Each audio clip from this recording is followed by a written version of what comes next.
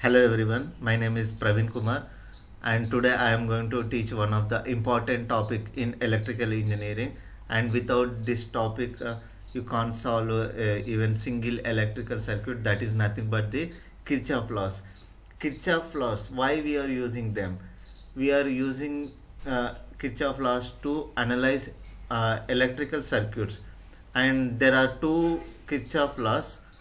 One is Kirchhoff current law, it is also known as KCL, and another one is Kirchhoff voltage law, KVL. It is also called as KVL. Um, from now onwards, we call them as KCL and KVL in short form. So first, let me give the definition of the Kirchhoff law, current law, KCL. That is nothing but the. So what KCL states? KCL states that total current in any, suppose there is a node like this. Any current entering at a node is equal to leaving that node. Just remember these simple words. That's it. And it can also be stated that sum of the currents entering at a node is equal to the sum of the currents leaving the node. This law is based on the law of conservation of charge. So this is regarding KCL.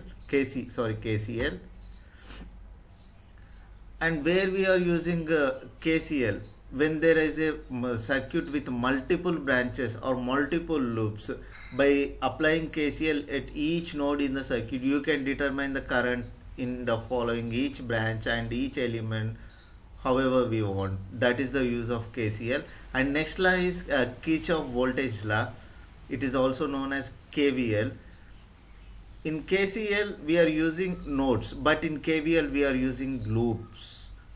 So the sum, it defines as the sum of the voltage or total voltage around any closed loop in a circuit is equal to 0. That is nothing but the KVL.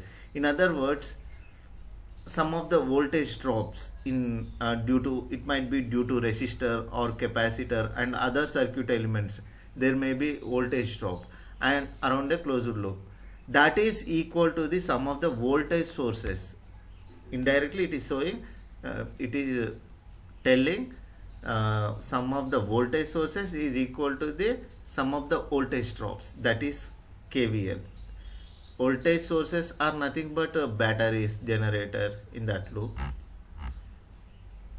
So where we are using KVL, KVL is often used to analyze circuits that have multiple loops. If we have multiple loops, or loops are also called meshes, by applying KVL to each loop, we can determine that particular branch voltage, so that we can find the a drop across each element, and you can determine the voltage across each elements.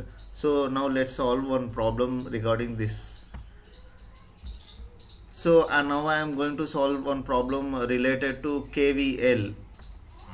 So this is the circuit here. Voltage source is given, current I is indicated, R1, R2, and phi I value, if R1 is equal to 10 ohms and R2 is equal to 20 ohms and Vs is equal to 30 volts.